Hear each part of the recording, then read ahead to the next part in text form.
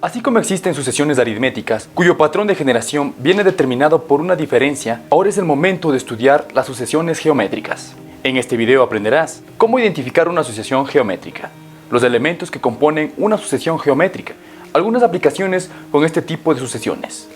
No te olvides de analizar cada algoritmo desarrollado y cualquier duda puedes enviarla desde la plataforma. Hasta la próxima.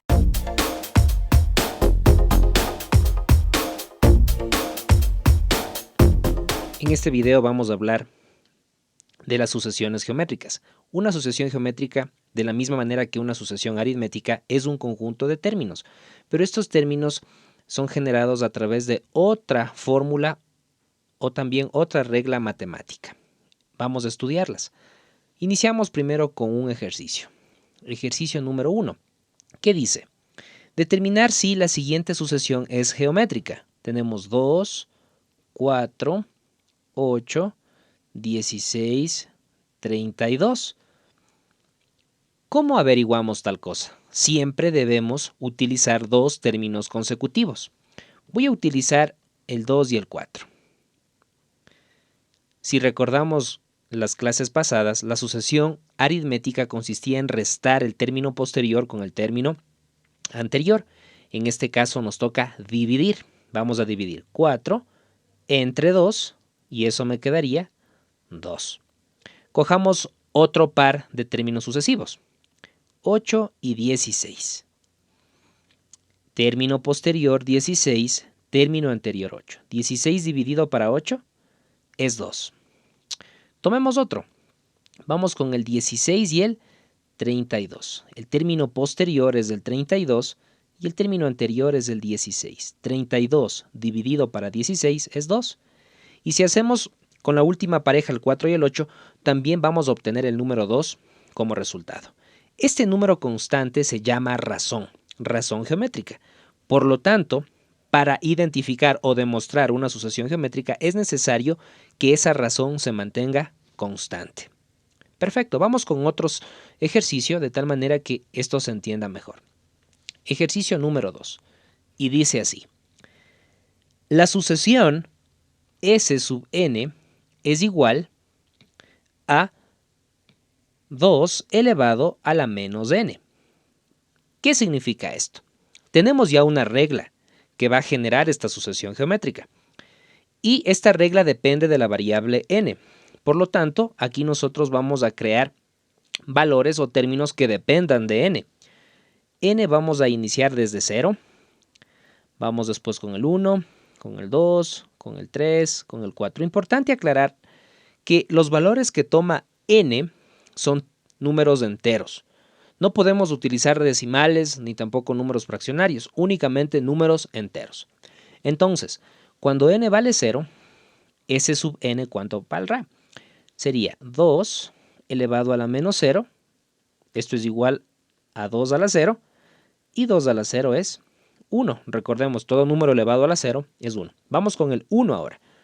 2 elevado a la menos 1, esto es igual a 1 sobre 2, de acuerdo a las reglas de potencia. N vale 2, nos quedaría 2 elevado a la menos 2, noten que en todos los casos estoy sustituyendo, lo que me quedaría 1 sobre 2 al cuadrado, y esto es igual a 1 sobre 4. Continuamos.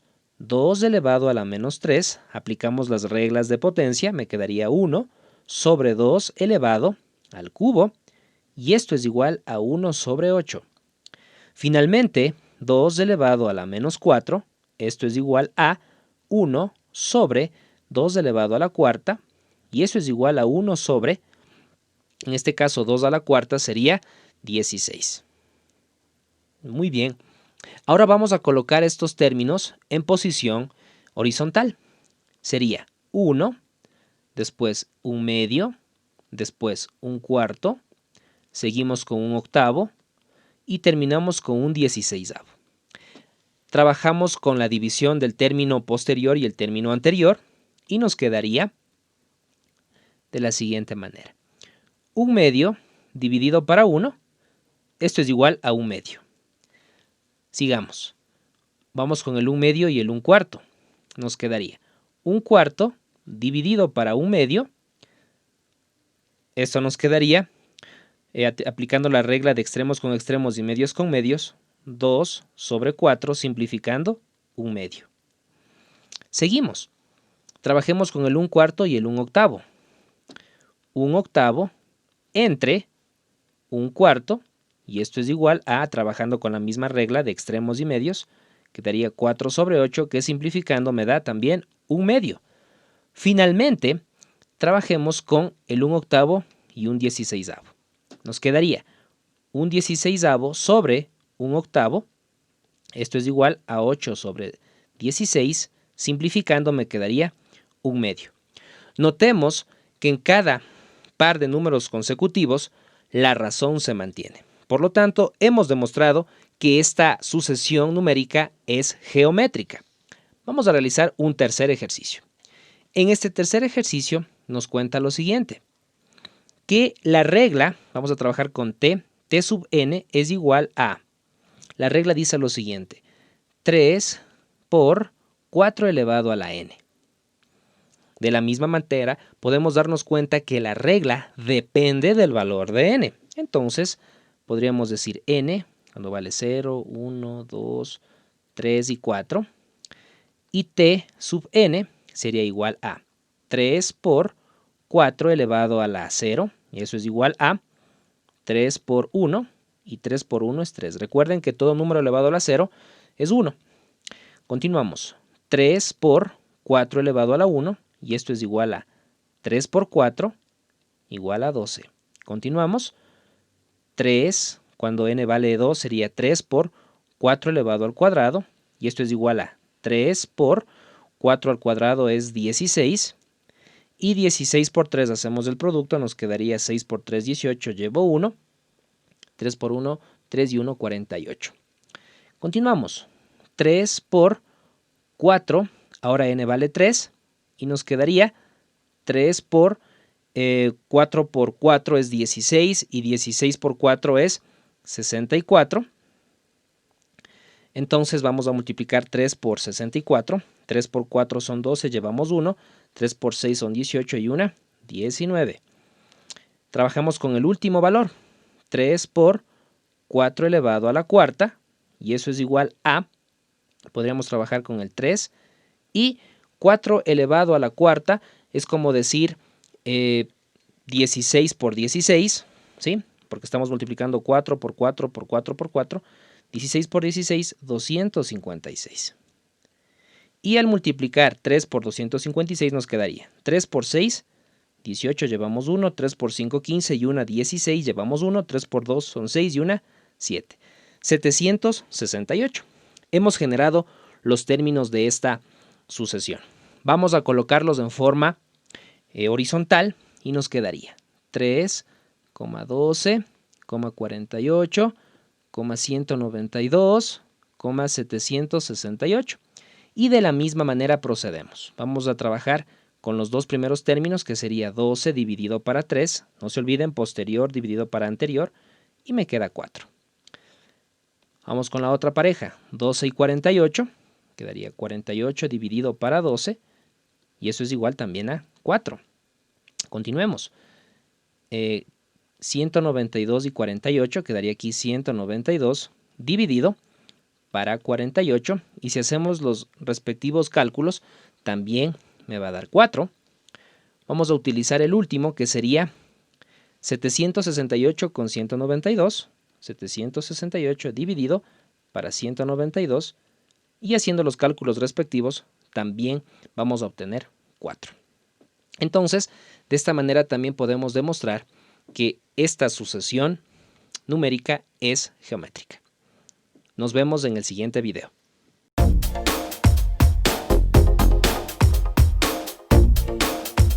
Perfecto. En esta clase vamos a estudiar los elementos de una sucesión geométrica. Recuerden que una sucesión geométrica es un conjunto de términos que se van generando a partir de una regla. La regla es la siguiente.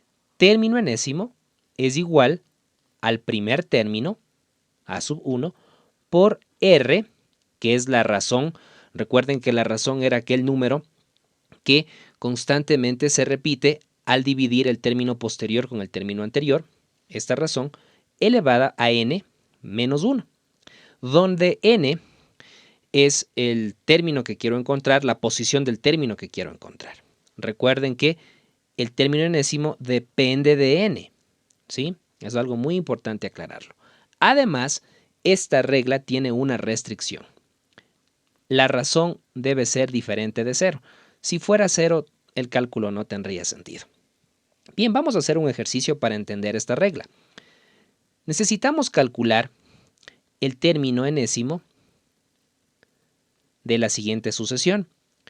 Sabiendo que el primer término de esta sucesión vale 2, la razón vale 1/2 y la posición del término enésimo vale 6.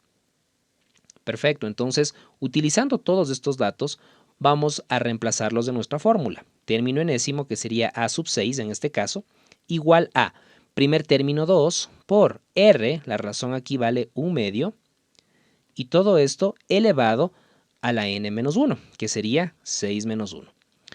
Sigamos. A sub 6 es igual a 2 por 1/2 dividido para 5. A sub 6 es igual a 2 que multiplica 1/2 elevado a la quinta. Esto es igual a 1 sobre, recuerden que el 5 se distribuye tanto para el numerador como para el denominador. Nos quedaría 2 por 2 por 2 por 2 por 2 y eso sería 32. 2 a la quinta, 32. Al hacer los cálculos respectivos nos quedaría que el término sexto es igual a 2 sobre 32, simplificando 1 sobre 16. Entonces, siempre que nosotros tengamos que calcular algún valor, simplemente sustituimos los valores. ¿De acuerdo? Por otro lado, también es importante que se apliquen las reglas de despeje de fórmulas, porque no necesariamente vamos a calcular el término enésimo, como en este caso, sino también podemos calcular el primer término, la razón o inclusive el valor de n. Cabe resaltar que si vamos a calcular el valor de n, debemos utilizar reglas de los logaritmos. Y eso sería todo por esta clase.